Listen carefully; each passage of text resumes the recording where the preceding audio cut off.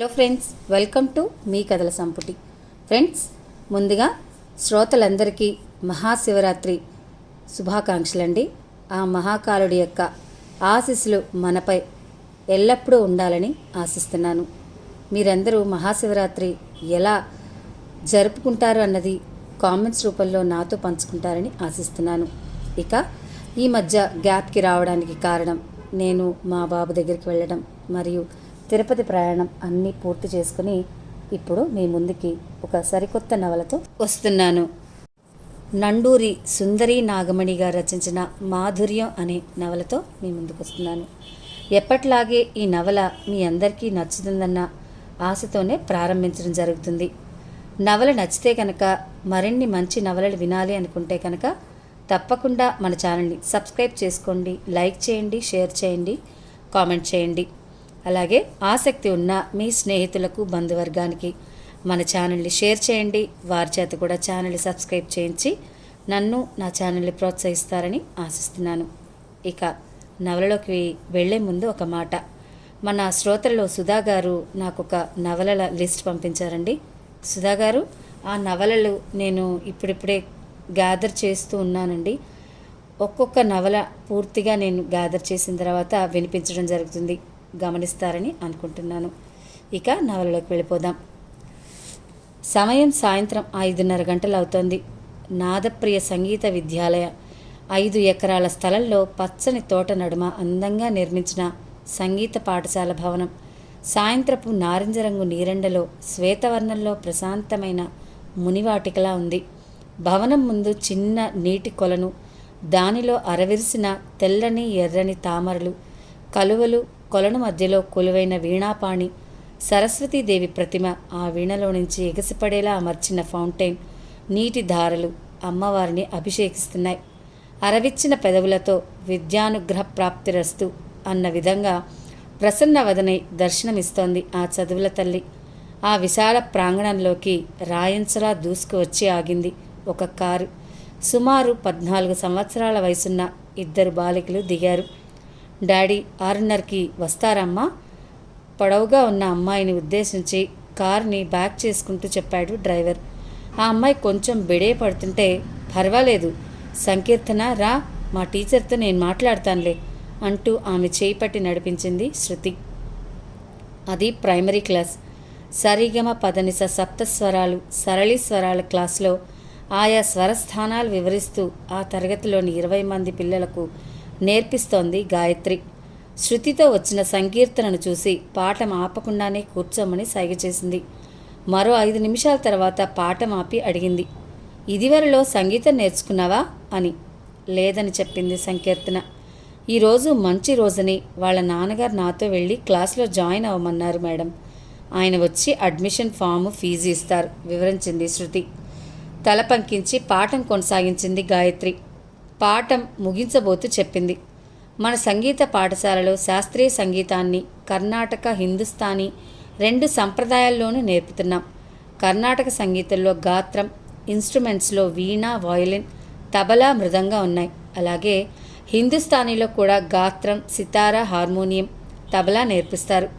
అన్నిటికన్నా చెప్పుకోదగ్గ విశేషం ఏమిటంటే కర్ణాటక సంగీతంలో గాత్రం, వీణ రెండిట్లోనూ సమాన ప్రతిభ, విద్యార్హతలు గల మహిమ మేడం మన స్కూల్కి ప్రిన్సిపల్గా ఉండటం. ఇక్కడ ఫీజులు చాలా తక్కువ. లాభాపేక్షతో కాక నిజమైన విద్యాశక్తితో వచ్చే విద్యార్థులకు ఇది నిజమైన గురుకులం లాంటిది. అంతేకాక ప్రభుత్వం వారు నిర్వహించే పరీక్షలకు మన స్కూల్ ద్వారా వెళ్ళిన వారిలో 100% ఉత్తీర్ణత సాధించారు. ఇక్కడ 6 ఏళ్ల వయసు గల చిన్నపిల్లల నుంచి 60 సంవత్సరాల వయసున్న అమ్మమ్మల వరకు అన్ని ఏజ్ గ్రూపుల వాళ్ళ సంగీతం నేర్చుకుంటూ ఉంటారు. మీలాంటి స్టూడెంట్స్, ఉద్యోగులు, ఉద్యోగినీలు సాయంత్రం పూట వస్తే పగటిపూట గృహిణులు, రిటైర్ అయిపోయిన ఉద్యోగులు వస్తారు. ఇంత మంచి స్కూల్లో జాయిన్ అయిన మీరంతా సరస్వతీదేవి ముద్దుబిడ్డలై సంగీత విద్వాంసులుగా పేరు తెచ్చుకుంటారని నా నమ్మకం. మీ స్కూల్స్లో పిల్లలందరికీ మన స్కూల్ గురించి చెప్పండి. ఆసక్తి కలిగిన వారందరూ చేరుతారు, సరేనా? రేపు మళ్ళీ ఇవాల్టి సమయానికి క్లాస్ ఉంటుంది. వచ్చే సోమవారం నుండి వారానికి 3 రోజులే, సోమ, బుధ, శుక్రవారాల్లో క్లాసులు ఉంటాయి. సంకీర్తన, శృతి మీరిద్దరూ నాతో ఆఫీస్ రూమ్కి రండమ్మా. అప్పటికే వచ్చి ఉన్న విద్యాసాగర్ అక్కడ వెయిట్ చేస్తున్నాడు. అతని చేతికి అప్లికేషన్ ఇచ్చి ఫిలప్ చేసి ఇవ్వమని అడిగింది. అది నింపేసి ఫీజు కూడా కట్టేశాక ఇంటర్కామ్లో ప్రిన్సిపాల్తో మాట్లాడి సంకీర్తనతో, మేడం నిన్ను పిలుస్తున్నారమ్మా, ఈ ఫామ్ తీసుకెళ్ళి ఆవిడకి ఇచ్చేసేయ్ అన్నది గాయత్రి. నమస్తే మేడం, బెరుగ్గా లోపలికి అడుగుపెట్టింది సంకీర్తన. సంకీర్తన పేరు చాలా బాగుందమ్మా, సంగీతంలో టచ్ ఉందా?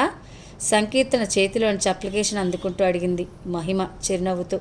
లేదు మేడం, మేము 4 రోజుల క్రితమే లండన్ నుంచి వచ్చాం. మీ డాడీ అక్కడే జాబ్ చేసేవారా? ఆసక్తిగా అడిగింది మహిమ. బిజినెస్ మేడం, మా మమ్మీ 2 సంవత్సరాల క్రితం చనిపోవడంతో అదంతా వైండప్ చేసి ఇప్పుడు ఇండియాకు వచ్చేసాం చెప్పింది సంకీర్తన. ఆ స్వరంలో ధ్వనించిన వేదనకు మహిమ చెలించిపోయింది. అప్రయత్నంగా సంకీర్తన దగ్గరకు తీసుకుని బుగ్గలు నిమిరింది. పాటలంటే ఇష్టమేనా? మృదువుగా అడిగింది. చాలా ఇష్టం. అడ్మిషన్ ఫామ్ని పరిశీలిస్తున్న మహిమ ఒకచోట ఆగిపోయి సంభ్రమాశ్చర్యాలతో సంకీర్తనను చూస్తూ ఉండిపోయింది. విద్యాసాగర్ మల్లెమాల అంటే నువ్వు విద్యాసాగర్ గారి అమ్మాయివా? మీ తాతగారి ఊరు నర్సాపురమా? అవును. మా డాడీ మీకు తెలుసా? బాగా తెలుసమ్మా. ఆఫీస్ రూమ్లో ఉన్నారండి, పిలుచుకొస్తాను. మహిమ జవాబు కొరకు ఎదురు చూడకుండానే బయటకు పరుగు తీసింది సంకీర్తన. Good evening madam. రూమ్లోకి అడుగుపెట్టిన విద్యాసాగర్ మహిమను చూసి అప్రతిభుడై నిలబడిపోయాడు. తన సీట్లోంచి లేచి నిలబడిన మహిమ కళ్ళ నిండా నీళ్లు, పెదవులపై చిరునవ్వు. కన్నార్పకుండా ఏదో పోగొట్టుకున్న పెన్నిధిని చూసుకుంటున్నట్టు విద్యాసాగర్నే చూస్తూ ఉండిపోయింది. మై గాడ్ మిస్సిమి, నువ్విక్కడ? ఓ మై, ఈ స్కూల్ నీదేనా? విద్యాసాగర్ గొంతు దుఃఖంతో పూడుకుపోయింది. అప్రయత్నంగా కుర్చీలో కూర్చుని కళ్ళజోడు తీసి రుమాలతో కళ్ళద్దుకున్నాడు. 2 నిమిషాల్లో తేరుకుంటూ, హిమా, వెరీ స్వీట్ షాప్, ఎలా ఉన్నావు అడిగాడు ఆప్యాయంగా చేయి కలుపుతూ. అమ్మ పోయింది. నా తర్వాత తమ్ముడు, చెల్లెళ్ళు అందరూ సెటిల్ అయిపోయారు. నేనిలా ఉన్నాను. అంటే నువ్వు ఇంకా పెళ్లి చేసుకోలేదా? లేదు విద్య, ఈ సంగీత విద్యకే నా జీవితం అంకితం చేసుకున్నాను. పెళ్లి మీద మనసు లేదు నాకు. It's too bad Hima. జీవితానికి పరిపూర్ణత వివాహంతోనే అని నీకు తెలీదా? ఎందుకిలా నీ జీవితాన్ని వ్యర్థం చేసుకుంటున్నావు? వ్యర్థమని నేను అనుకోవటం లేదు విద్య. పెళ్లి చేసుకోకపోయినా ఓ పాపకు తల్లినయ్యాను. విద్యాసాగర్కి అర్థం కాలేదు. వివరంగా అడిగేలోగా శృతి, సంకీర్తనలతో గాయత్రి లోపలికి వచ్చింది. మీ గురించి, మీ స్కూల్ గురించి, మీ స్టాఫ్ మాత్రమే కాక తెలిసిన వాళ్ళు కూడా చాలా చెప్పారు. అంకిత భావంతో కృషి చేసి మంచి సంగీత విద్వాంసురాలయ్యారు. మా అమ్మాయిని మీ అంతటి దాని చేయాలని ప్రార్థిస్తున్నాను. 2 చేతులు జోడించి లేచాడు విద్యాసాగర్. తప్పకుండా తన ఆసక్తి, అభ్యాసాలను బట్టి నా సాయశక్తిలా సహకారం అందిస్తాను అంటూ తన విజిటింగ్ కార్డు అందించింది మహిమ. వెళ్ళొస్తాం మేడం చెప్పారు పిల్లలిద్దరూ. చాలా బలవంతంగా అక్కడి నుంచి లేచాడు విద్యాసాగర్. స్కూల్ పైభాగంలోనే 3వ అంతస్తులో ఉంటుంది మహిమ. వాచ్మెన్ శంకరయ్య స్కూల్ రూమ్స్ అన్ని తాళాలు వేసి కీస్ మహిమకి ఇవ్వటానికి వచ్చాడు. అతను కూడా అదే ఆవరణలో ఉండి అవుట్ హౌస్లో ఉంటాడు. తాళాలు భద్రపరిచి తన రూమ్ కూడా లాక్ చేసేసి మెట్లెక్కి ఇంట్లోకి వచ్చింది మహిమ. హాయ్ అమ్మా. సోఫాలో కూర్చొని హోంవర్క్ చేసుకుంటున్న లయ విష్ చేసింది. హాయ్ బంగారు. కూతురి పక్కనే కూర్చుని ఒడిలోకి తీసుకుంది మహిమ. తల్లి మెడ చుట్టూ చేతులు వేసి గారాలు పోతూ అడిగింది, ఈ రోజైనా టామ్ అండ్ జెర్రీ సీడీ తెచ్చావా? సారీరా, బయటకు వెళ్ళడం కుదరలేదు ఈవేళ. ఈ ఆదివారం విజయవాడలో ప్రోగ్రాం ఉంది కదా, ఆ విషయంలో బిజీగా ఉన్నాను. రేపు శివ చేత తప్పకుండా తెప్పిస్తాగా. ఓకే? సరే మమ్మీ, మరి నువ్వు ప్రాక్టీస్ చేసుకో. సరే అన్నట్టు ఈరోజు ఒక కొత్త పాప మన స్కూల్లోకి చేరింది. పేరు సంకీర్తన. అవును, శృతితో వచ్చింది కదా, తను మా క్లాస్మేటే. అవునా? ఎంత విచిత్రం. వాళ్ళ డాడీ నా కాలేజ్ మేట్ తెలుసా? అరే భలే. అమ్మ వంట అయింది, మరి నేను వెళ్ళనా? అనసూయ చేతులు తుడుచుకుంటూ వచ్చింది. ఆమె వాచ్మెన్ శంకరయ్య భార్య. అన్నీ టేబుల్ మీద పెట్టేసి నువ్వు వెళ్ళు అనసూయ. చిట్టి, మనం భోజనం చేద్దామా? నువ్వు ఫ్రెష్ అయ్యిరా మమ్మీ, త్వరగా, చాలా ఆకలేస్తోంది. లయను ఒడిలో నుంచి లేపి తన బాత్రూమ్ వైపు నడిచింది మహిమ. రాత్రి 10:30 అయింది. లయ నిద్రపోతోంది. మహిమకు నిద్ర పట్టడం లేదు అస్సలు. విద్యాసాగర్ మళ్ళీ కలవటం తనకు ఎంతో సంతోషంగా ఉంది. కానీ అతను తన జీవిత భాగస్వామిని పోగొట్టుకున్నాడన్న సంగతి చాలా అప్రియంగా ఉండి ఎంతో బాధను కలిగిస్తోంది. తనకి ఒంటరి జీవితం ఎలాగూ తప్పలేదు. భగవంతుడు తన విద్యకైనా మంచి జీవితాన్ని ఇచ్చి ఉండకూడదా? నిశ్శబ్దాన్ని ఛేదిస్తూ భావయామి గోపబాలం అంటూ ఎంఎస్ సుబ్బలక్ష్మి గారి గానం చేసిన అన్నమయ్య కీర్తన రింగ్ టోన్తో సెల్ మోగసాగింది. హలో మృదువుగా పలికింది మహిమ. హలో హిమా, నేను. అట్నుంచి వినవచ్చిన విద్యాసాగర్ స్వరం వినగానే మహిమ మనసు తీయగా పులకరించింది. విద్యా, మహిమ గొంతు వణికింది. హిమా, ఎన్నాళ్ళకు కలిసావు? ఎలా ఉన్నావు? బాగున్నాను విద్య, నిజంగా చాలా హ్యాపీగా ఉన్నాను. Very good. నిజం చెప్పాలంటే నీలో పెద్ద మార్పు ఏమీ లేదురా. కొంచెం ఒళ్ళొచ్చింది, కళ్ళజోడొచ్చింది అంతే. ఇంతకు నీ వయసు ఎంత ఇప్పుడు? గలగలా నవ్వింది మహిమ. ఏ విద్య, నా వయసు ఎంతో నీకు తెలీదు? సారీ 35 నిండాయి కదూ? అవును, నీకు 38. ఎలా ఉన్నావు విద్య? ఐఆమ్ సారీ, సంకీర్తన చెప్పింది. నువ్వు మళ్ళీ పెళ్ళెందుకు చేసుకోలేదు? పెళ్ళా? భలే దానివే హిమా. నా బేబీని పెంచి పెద్ద చేయడమే నా ముందున్న లక్ష్యం. దాన్ని ఎవ్వరి చేతిలోనే పెట్టడం, నా అవస్థలు పాలు చేయడం అంత ముఖ్యం కాదు. నువ్వు విద్య, సవతి తల్లులంతా రాక్షసులని అనుకోవటం పొరపాటు. సరే, ఈ విషయం తర్వాత. ఇందాక ఏదో తల్లివయ్యావని అన్నావు? ఓ అదా, నా పాప పేరు లయ. నేను చిట్టి అని పిలుస్తాను. 9th చదువుతోంది. అన్నట్టు చిట్టి సంకీర్తన క్లాస్మేటేనట. పాప శిశువుగా ఉన్నప్పటి నుండి నా దగ్గరే ఉంది. దానికి చిన్న ప్రాబ్లం ఉంది విద్య, సరిగ్గా నడవలేదు. ఏదో జన్యులోపం వల్ల అలా అయిందట. అరరే, అలాగా? Very sad. ఎంతోమంది డాక్టర్లకు చూపించాను, కానీ సరికాలేదు. మళ్ళీ చూపిద్దాం మహిమ. ఈ రోజుల్లో సైన్స్కి లొంగని సమస్యలు ఏముంటాయి? నేను వారం క్రితమే లండన్లోని వ్యవహారాలన్నీ చక్కబెట్టుకుని ఇండియా వచ్చేసాను. ఇక్కడ నా కజిన్ శ్రీకర్ అని ఒకడతున్నాడు. అతనితో కలిసి ఇక్కడ ఏదైనా స్టార్ట్ చేయాలని ఆలోచన. వెరీ గుడ్ విద్య. నా హెల్ప్ ఏమైనా కావాలంటే చెప్పు. Thank you so much. నువ్వు, నీ స్నేహం, నీ సంగీతం నాకు, నా పాపకి ఎప్పుడూ కావాలి. అది అందిస్తే చాలు. బై ది వే, రేపు సండే. మా ఇంటికి రాకూడదు? కార్ పంపిస్తాను, లైన్ తీసుకుని రా. లంచ్ చేసి సాయంత్రం వరకు కలిసి గడపచ్చు. పిల్లలు కూడా ఎంజాయ్ చేస్తారు. సారీ విద్య, రేపు ఆదివారం విజయవాడలో నా కచేరీ ఉంది. ఉదయమే కారులో బయలుదేరాలి. లైన్ తీసుకువెళ్ళడం లేదు, స్ట్రెయిన్ అవుతుందని. ఓ అలాగా, నీ కచేరీ మిస్ అవుతున్నానైతే. ఆ రోజు సాయంత్రం నాకు మీటింగ్ ఉంది. లేకుంటే నేను నీతే వచ్చి ఉండేవాణ్ణి. పోనీ ఆ తర్వాతి ఆదివారం కలుద్దాంలే. ఇంకా ఏమిటి? చాలా సంతోషంగా ఉన్నాను హిమా. జీవితంలో మళ్ళీ నిన్ను కలుస్తానని అనుకోలేదు. ఈరోజు నా జీవితంలోనే ఒక అద్భుతమైన రోజు.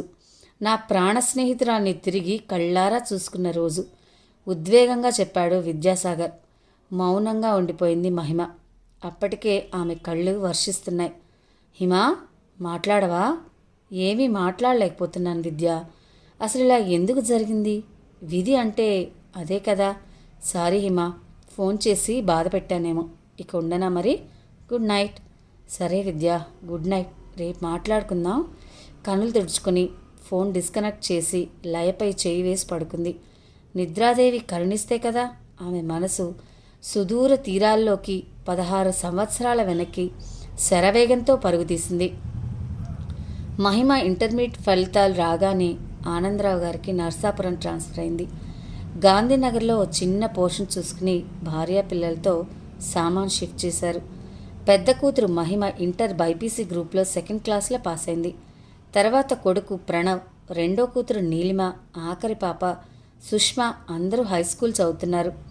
మహిమ 16 అణాల తెలుగింటి ఆడపిల్లకి ప్రతీక. 5.5 అడుగుల ఎత్తుకు తగ్గ లావు, పస్మివెన్న మేనిఛాయ, గడ్డం మీద బ్యూటీ స్పాట్లా అందంగా అమరిన పెసరగింజంత పుట్టుమచ్చ, నల్లని ఒత్తైన పొడవాటి జడ, ఒత్తైన విల్లులాంటి కనుబొమ్మల మధ్య దోసగింజంత తిలకం బొట్టు, కళ్లకు తీర్చిదిద్దిన కాటుక రేఖలు, పరికిణి ఓణిలో ముచ్చటగొలిపే రూపం, ఎంతో నెమ్మదితనం. ఆడపిల్లంటే ఇలా ఉండాలనిపించేలా ఉంటుంది. మహిమకు మెడిసిన్ చదవాలని కోరిక. కానీ తనకు ఇంకా సర్వీస్ ఎక్కువగా లేకపోవడం వల్ల, ఆర్థిక పరిస్థితులు అనుకూలించకపోవడం వల్ల, తన సహోద్యోగులు మిత్రులు చాలామంది ఇచ్చిన సలహా మేరకు మహిమను బీకాం చదివించాలన్న నిర్ణయం తీసుకున్నారు ఆనందరావు గారు. మహిమ కూడా తండ్రి మాట కాదనలేకపోయింది. శ్రీ ఎర్రమిల్లి నారాయణమూర్తి కళాశాలలో సీట్ వచ్చింది. మహిమ సైన్స్ బేస్డ్ కాబట్టి కామర్స్, అకౌంట్స్ని ఫండమెంటల్స్ నేర్చుకోవడం కోసం సత్యం మాస్టర్ దగ్గర ట్యూషన్లో జాయిన్ అయింది. సత్యం మాస్టర్ కాలేజీలో ఎంత బాగా పాఠం చెప్పినా స్కోరింగ్ కోసం, ప్రాక్టీస్ కోసం బీకాం స్టూడెంట్స్ చాలామంది ఆయన ట్యూషన్లో చేరడం రివాజు. అలా ఆ మే నెలలో ట్యూషన్లో టైపింగ్ క్లాస్లో కూడా జాయిన్ అయిపోయింది మహిమ. రోజు ఉదయమే లేచి వంట పనిలో, ఇంటి పనిలో తల్లికి లలితకు సహాయం చేయటం, న్యూస్ పేపర్ చదవటం, తర్వాత తయారై 10 గంటల నుండి 12 గంటల వరకు ట్యూషన్కి వెళ్ళి రావడం, తర్వాత తమ్ముణ్ణి చెల్లెల్ని చదివించడం. ఇది మహిమ రొటీన్. సాయంత్రం 5:30 అవుతోంది. టైప్ క్లాస్ నుండి ఇంటికి హడావుడిగా నడిచొస్తోంది మహిమ. వాళ్ళుంటున్నది కొత్త కాలనీ కావడంతో మెయిన్ రోడ్ నుంచి కొంచెం దూరం నడవాలి. అక్కడంతా నిర్మానుష్యంగా ఉంటుంది. రాత్రిపూట వీధి దీపాలు కూడా సరిగ్గా వెలగవు. దాంతో కాలనీలోని లేడీస్ బయటకు వెళితే సాధ్యమైనంత త్వరగా ఇల్లు చేరుకోవాలని తాపత్రయపడతారు. మెయిన్ రోడ్లో నుంచి కాలనీ రోడ్లోకి మహిమ తిరగగానే హలో హలో మిస్ అని ఒక మగ గొంతు వినపడింది. మహిమ భయంతో నడక వేగం హెచ్చించింది. హలో, భయపడకండి, నేను సత్యం మాస్టర్ స్టూడెంట్నే. మహిమ మెల్లగా ఆగి చూసింది. ఇంచుమించు 6 అడుగులు పొడవున్నాడు అతను. చామంచాయిలో ఎంతో చురుగ్గా రింగులు తిరిగిన క్రాఫ్ట్తో చూడగానే అందగాడనిపిస్తాడు. నా పేరు విద్యాసాగర్, బీకాం ఫైనల్ ఇయర్ చదువుతున్నాను. మీ కాలేజీలోనే. మీరు మహిమ కదా? అవునన్నట్టు తలూపింది మహిమ. మాస్టర్ మీకు నిన్న బ్లాటీబాయ్ టెక్స్ట్ బుక్ ఇచ్చారట కదా, నాకు కొంచెం అవసరంగా ఉంది, మిమ్మల్ని అడిగి తీసుకోమన్నారు. నా దగ్గర ఇప్పుడు లేదండి, ఇంట్లో ఉండిపోయింది, వీణానాదం వంటి కంఠస్వరంతో జవాబిచ్చింది. మీ ఇంటికి వచ్చి తీసుకుంటాను. కాలనీలో ఎక్కడా మీరుండేది? రాజామణి గారింట్లో. ఓ, మీ ఇంటికి 2 అవతలే సింహాల మేడ ఉంది కదా, అది మాదే. మా నాన్న విశ్వనాథం గారు బిజినెస్ పనుల మీద నెలకు 3 వారాలు టూర్లోనే ఉంటారు. మా అమ్మ విశాలాక్షి గారు రోజులో కనీసం 3 గంటలు పూజలోనే ఉంటారు. మా అమ్మా నాన్నలకు నేను ఒక్కడనే కొడుకును. మహిమ మౌనంగా నడవసాగింది. నేనింత మాట్లాడితే మీరు అసలు మాట్లాడటం లేదే. ఇంటర్ ఎక్కడ చదివారు? కాకినాడలో. మీకు అకౌంట్స్ బేసిక్స్ ప్రాబ్లమా? సైన్స్ గ్రూప్ అట కదా, ఏదైనా హెల్ప్ కావాల్స్తే అడగండి. థ్యాంక్ యూ, తప్పకుండా.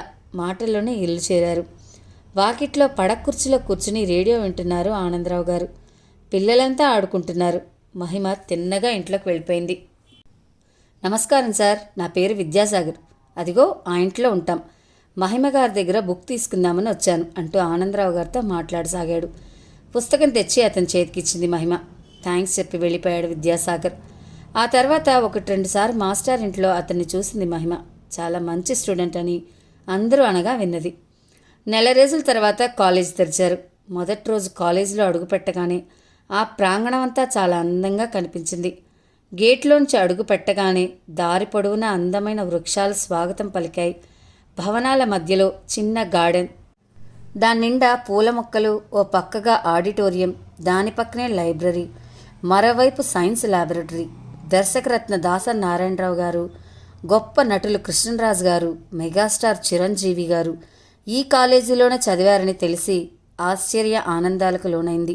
ఆ రెండో రోజు ఉదయం క్లాస్ మొదలవగానే మహిమ పక్కనే ఓ అమ్మాయి వచ్చి కూర్చుంది. తెల్లగా, కొంచెం పొట్టిగా, ఉంగరాలు తిరిగిన పొట్టి జడతో, సొట్టలు పడే బుగ్గలతో ముద్దొచ్చేలా ఉంది. ముందు రోజు ఆ అమ్మాయి రాలేదు. మహిమను చూడగానే చిరునవ్వు నవ్వింది ఆ అమ్మాయి. నీటిలో పడే సుడుల్లా బుగ్గల మీద నొక్కులు మరింత లోతుగా అయ్యాయి. మహిమ కూడా నవ్వింది. Hello, please to meet you. నా పేరు ప్రియా. నిన్న నేను కాలేజీకి రాలేదు. మన క్లాస్లో అమ్మాయిలంతా నాతో ఇంటర్ చదివేవాళ్లే. మీరే కొత్తగా వచ్చారు కదా?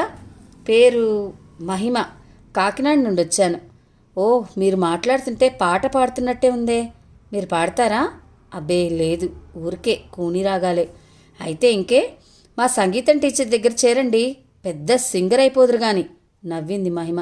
అరే నిజం మహిమ, నేను వీణ నేర్చుకుంటున్నాను, ఎందుకంటే మన టోన్ అంత బాగుండదు. పక్కున నవ్వింది మహిమ. మీరు నాకు బాగా నచ్చేశారు. ఈ రోజు నుంచి మన ఇద్దరం ఫ్రెండ్స్, ఓకేనా అంటూ చేయి కలిపింది ప్రియ. ఆ సాయంత్రం ప్రియ బలవంతం మీద కొంత తనకున్న పాటల పిచ్చి వల్ల కొంత టైపింగ్ క్లాస్ మానేసి ప్రియ మ్యూజిక్ క్లాస్కి వెళ్ళింది మహిమ. ప్రియ ఇంటి పక్కనే టీచర్ వాళ్ళ ఇల్లు. ప్రియ సంగీతం టీచర్ పేరు రంజని.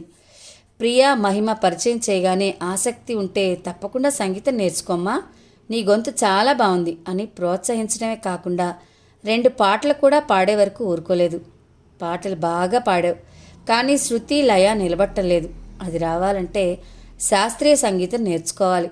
తప్పకుండా నేర్చుకోమ్మా, పెద్ద గాయనివి అవుతావు అన్నది రంజని మెచ్చుకోలుగా. ఇంటికి రాగానే తల్లి దగ్గర చేరింది మహిమ. అమ్మా, మా క్లాస్మేట్ వాళ్ళ సంగీతం టీచర్ దగ్గరికి వెళ్ళాను ఈవేళ. నా గొంతు చాలా బాగుందన్నారు. నేను నేర్చుకోనా? అదేమిటే, ఉదయం 8 గంటల నుంచి ట్యూషన్, కాలేజీ, సాయంత్రం టైపు, నీకు ఇంకా టైం ఎక్కడుందే? అదీ కాక ఇప్పటికే ఫీజులకు పుస్తకాలకు చాలా అవుతుంది కదా. ఇంకా ఈ సంగీతం అంటే మనకు స్తోమత సరిపోదు. అవన్నీ డబ్బులున్న వాళ్ళ సరదాలమ్మా చెప్పింది లలిత. ప్లీజ్ అమ్మా, నాన్నకు చెప్పి ఒప్పించవే. ఫీజు కూడా మరీ ఎక్కువేమి కాదు, నెలకు 50 రూపాయలే. డబ్బు గురించి కాదే మహి, సాయంత్రం ఈ దారిలో రావటం కష్టం కదా. చీకటైతే వారానికి 2 క్లాసులేనమ్మా. శని ఆదివారాలే ఉంటాయట. శనివారం ఎలాగూ హాఫ్ డేనే కదా, 3 నుంచి 4 వరకు సంగీతం. తర్వాత టైప్ క్లాస్ అటెండ్ అయ్యి చీకటి పడకుండా వచ్చేస్తాగా. ఇక ఆదివారం 1 గంట. ప్లీజ్ అమ్మా, నాకు తెలీదే, మీ నాన్నే అడిగి పర్మిషన్ తీసుకో. నేను అడిగితే గారాబం చేసి నేను చెడగొడుతున్నానని తిడతారు. ఆ రాత్రి భయపడుతూనే తండ్రిని అడిగింది మహిమ. స్వతహాగా కళలంటే ఇష్టపడే ఆనందరావు గారు విషయం వినగానే చాలా సంతోషపడ్డారు. కానీ అలసిపోతావేమోరా మహి, నీదంతా టైట్ షెడ్యూల్ కదా అన్నారు. పర్వాలేదు నాన్న, ప్లీజ్ నేర్చుకుంటాను. సరే, నీ ఇష్టం. అడ్వాన్స్ ఇవ్వాలేమో కదా, రేపు నన్ను అడిగి తీసుకెళ్ళు, మర్చిపోకు. చాలా థ్యాంక్స్ నాన్న, సంతోషంగా చెప్పింది మహిమ. అలా సంగీత ప్రస్థానంలో ఆమె తొలి అడుగులు మొదలయ్యాయి. మహిమది చాలా శ్రావ్యమైన గళం. దానికి నేర్చుకోవాలన్న తపన కూడా తోడవడంతో ఏకాగ్రత వల్ల ఆమె అవగాహన శక్తి కూడా అపారమైపోయింది. అందువలన టీచర్ రంజనికి ఎంతో ప్రీతిపాత్రమైంది. ప్రియ కూడా తన స్నేహితురాలి వేగానికి అబ్బురపడుతూనే ఎంకరేజ్ చేసేది. 2 నెలలు గడిచేసరికి సరళీ స్వరాలు, జంట స్వరాలు, ధాటు స్వరాలు, హెచ్చు స్థాయి స్వరాలు పూర్తి చేసి గీతాల వరకు వచ్చేసింది మహిమ. ఆదివారాలు ప్రియ ఇంట్లో తను వీణ మీద ఈ స్వరాలన్నీ వాయిస్తుంటే మహిమ తన గాత్రంతో వీణానాదంతో మమైకమై పాడేది. క్రమం తప్పకుండా ఇంట్లో సాధన కూడా బాగా చేసేది. ఆమె శ్రద్ధను గమనించిన రంజని టీచర్ 2-3 దేశభక్తి గీతాలు, లలిత గీతాలు కూడా నేర్పించింది. అలాగే సాధన కోసం సంగీత స్వరాలతో పాటు శ్రావ్యమైన పాత సినిమా పాటలు కూడా పాడమని సలహా ఇచ్చింది. మహిమ రోజు పాడుతూ ఉంటే ఆ గొంతులోని తీయందనానికి పరవశించిపోయేవారు లలిత, ఆనందరావు. చుట్టుపక్కల ఎవరింట్లో పూజలు జరిగినా, పేరంటం జరిగినా పాటలు పాడటం కోసం మహిమను వాళ్ళు తీసుకువెళ్ళడం, మహిమ చక్కగా పాడటం మామూలైపోయింది. ఏ క్షణంలో మహిమ, ప్రియ కలిశారో కానీ త్వరలోని వారి స్నేహం దినదినాభివృద్ధి చెందింది. దానికి కారణం ప్రియనే అని చెప్పవచ్చు. ప్రియ కలిగిన వారి ఇంటి అమ్మాయి. చిన్నప్పుడే తల్లిదండ్రులను పోగొట్టుకున్న అభాగ్యురాలు. తాతగారి సంరక్షణలో పెరుగుతోంది. చిన్నారి ప్రియను అల్లారు ముద్దుగా పెంచారు సీతారామయ్య గారు. ఇంటి నిండా పనివాళ్లు ఉండడంతో ఆమెకి ఏ లోటు ఉండేది కాదు. ఇంటర్ వరకు పెద్దగా స్నేహితులు కూడా లేకపోవడంతో కొంచెం ఒంటరితనాన్ని అనుభవించేది ప్రియ. మహిమ రాకతో ఆ లోటు తీరిపోయింది. చక్కగా మహిమతో కలిసి చదువుకోవటం, సంగీతం ప్రాక్టీస్ చేయడంతో ఇద్దరికీ టైం తెలిసేది కాదు. సీతారామయ్య గారు కూడా మహిమను చాలా బాగా చూసేవారు. ఆమె పాడుతూ ఉంటే తన్మయత్వంతో వినేవారు. అంతస్తుల తారతమ్యం లేకుండా తనను ఆదరించే తాతగారంటే మహిమకు ఎంతో గౌరవం, కృతజ్ఞతను. ప్రియ కూడా చాలా తరచుగా మహిమ ఇంటికి వస్తుండేది. ప్రణవ్, నీలిమ, సుష్మలతో కలిసి చిన్నపిల్లలా ఆడుకునేది. తోబుట్టువులు ఎవరూ లేని ప్రియకు వాళ్లతో కలిసి గడపడం, ఆడుకోవడం ఎంతో ఆనందాన్నిచ్చేది. లలిత ఎంతో ప్రేమతో చేసిపెట్టే ఉప్పుడు పిండి, కారపు అటుకులు, మరమరాలు మిక్స్చర్ లాంటి స్నాక్స్ ఎంతో ఇష్టంగా తినేది. మొదట్లో విద్యాసాగర్కి మహిమ అంటే ఎటువంటి భావం ఉండేది కాదు. శ్రద్ధగా చదివే ఆమె అప్పుడప్పుడు కాలేజీ ట్యూషన్లో, ఇంటి దగ్గర, కాలనీలో చూసి మంచి అమ్మాయి అనుకునేవాడు. ఒకరోజు ఉదయమే లేచి డాబా మీద వాకింగ్ చేస్తూ ఎందుకో పిట్టగోడ వైపుకు వచ్చిన మహిమను ఇంటివైపు చూశాడు. తలంటి స్నానం చేసి జుట్టుకు టవల్ చుట్టుకుని నల్లని బ్లౌజు, నల్లని పరికిణీ మీద తెల్లని ఓణితో చీకట్లో చంద్రవంకలా ఉంది మహిమ. ఒద్దికగా వాకిట్లో ముగ్గు పెడుతుంటే ఆ ముగ్గు మీద గొబ్బెమ్మలా ఎంతో ముద్దుగా అనిపించింది. ఏకాగ్రతతో అందంగా ముగ్గు పెడుతూ తీయగా పాడుతోంది.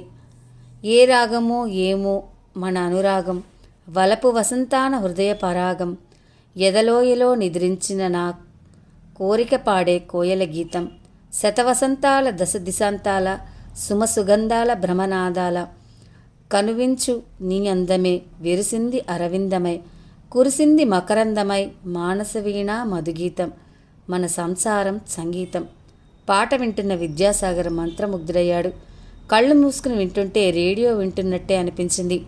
పాడుతున్న మహిమ ఎందుకో తల ఎత్తి చూస్తే తననే కన్నార్పకుండా చూస్తున్న విద్యాసాగర్ కనిపించాడు. అప్రయత్నంగా చిరునవ్వు నవ్వాడు. బిడియంగా అనిపించి పాట ఆపేసి గబగబా ముగ్గు పూర్తి చేసి ఇంట్లోకి వెళ్ళిపోయింది మహిమ. ఫ్రెండ్స్, విన్నారు కదా, మాధుర్యం నవల మొదటి ఎపిసోడే ఎంత మధురంగా ఉన్నదో మిగతా ఎపిసోడ్స్ కూడా ఇంతే మధురంగా, ఆనందంగా, ఉద్విగ్నంగా ఉంటుందని నేను ఆశిస్తున్నాను. ఎందుకంటే మీతో పాటే నేను చదువుతూ వింటున్నాను కాబట్టి.